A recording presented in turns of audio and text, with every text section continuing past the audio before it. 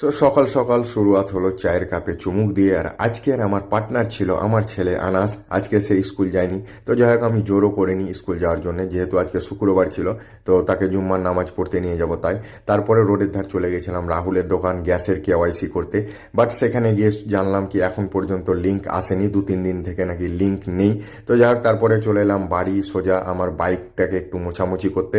আর 2-3 দিন ধরে আমার বাইকটাকে মোটেও স্টার্ট করা হয়নি, তো কোল্ড স্টার্টও করে নিয়েছিলাম। আর আনাসের কিন্তু বাইকের প্রতি খুবই আগ্রহ, যেমন আমার আছে, তার জিজ্ঞেস করারও আগ্রহ প্রচুর। আব্বু এটা কোন সুইচ, এই সুইচে কি হয় না হয়। তো তাকে যাবতীয় সব কিছু বলছিলাম। আর তোমাদের ভালোবাসার জন্য অনেক ধন্যবাদ, তোমরা অনেক ভালোবাসা দিচ্ছ আমাকে। কারণ আমি যে কল্পনা করতে পারিনি তার থেকেও বেশি তোমরা আমাকে ভালোবাসা দিচ্ছ। তো যাই হোক এগুলো ছিল কিছু পুরনো দিনের আমাদের স্মৃতি। তো তারপরে আমি জুম্মার জন্য রেডি হয়ে গেছিলাম। আর আমি জুম্মা যাই একটু আগেই, কারণ আজানের 5 মিনিট 10 মিনিট আগেই কিন্তু মসজিদে উপস্থিত হই। তারপরে বিকেলবেলায় আমি চলে গেছিলাম রঘুনাথগঞ্জ।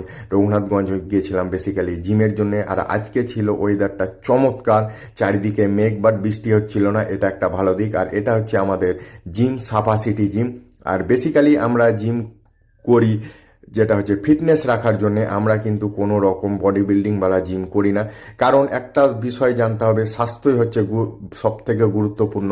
স্বাস্থ্য যদি ভালো না থাকে তো তোমার কোনো কিছুই ভালো থাকবে না। তো স্বাস্থ্যটাকে আগে প্রায়োরিটি দিতে হবে, যেটা আমি দেওয়ার চেষ্টা করি, যদিও বা সম্ভব হয় না। তো আজকে ব্যাকের সঙ্গে একটু বাইসেপ মারছিলাম, এই হচ্ছে আমার বাইসেপের কন্ডিশন। তো বাইসেপের হালকা ফুলকা একটু এক্সারসাইজ করে নিয়েছিলাম, কারণ অলরেডি মাগরিবের আজান হয়ে গেছিলো, বেশি ওয়ার্কআউট আমি করতে পারিনি। তারপরে সেখান থেকে চলে এসেছিলাম সোজা বাড়ি। আর বাড়িতেই এসে দেখতেই পাচ্ছ দুই